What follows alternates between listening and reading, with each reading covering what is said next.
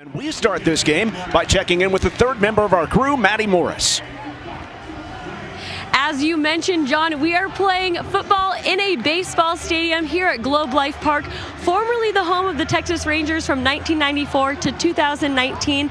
After they finished the season last year, they turned this into a multi-purpose field. The Dallas Renegades actually were playing here with the XFL for a couple games before the season had to be canceled because of COVID, but we are making history here today by playing the first NCAA college football game here at Globe Life Park. Hey everyone, Madi Morris here with the Southland Conference, and welcome to our Southland Conference Women's Basketball Tip-Off Show. The next bowl we'll look at will feature our East Division champs Middle Tennessee headed to the Bayou to take on App State in the R+L Carriers New Orleans Bowl. Now this is actually Middle Tennessee's fourth straight bowl appearance, but they won their first one last year, so they're looking to go back-to-back for the first time in program history. And then within those first few games, you actually got your first hit off the Chicago Cubs. What did you see? What did you like in that pitch? Do you remember that moment exactly as well?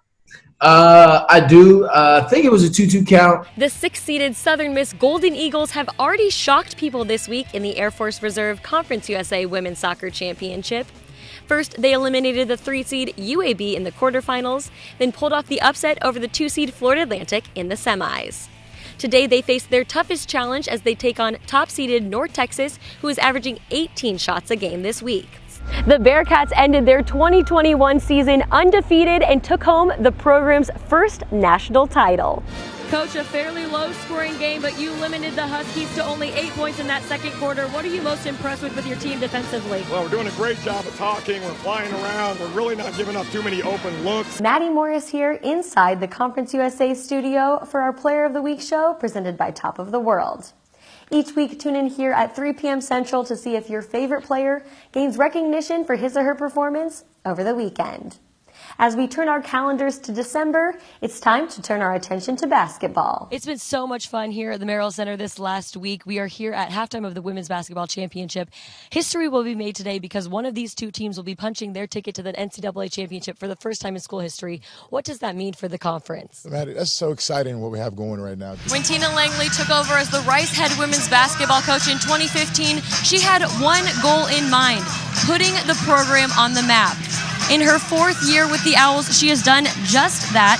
For the first time in program history, they found themselves ranked in the national polls, currently ranked 24th in the nation. Joined by Southeastern Louisiana head football coach Frank Selfo. Coach, thank you so much for joining me. Thanks for having me on. Appreciate it. Good to see you again.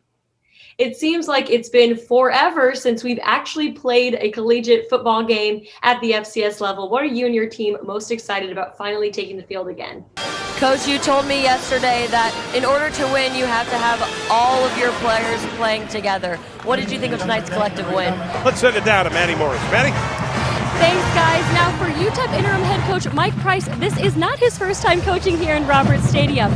Price, who coached the UTEP Miners from 2004 to 2012, is actually a perfect 2-0 here in Hattiesburg. I had a chance to catch up with Coach Price yesterday and asked about his most vivid memory of coaching the Miners to victory here at The Rock.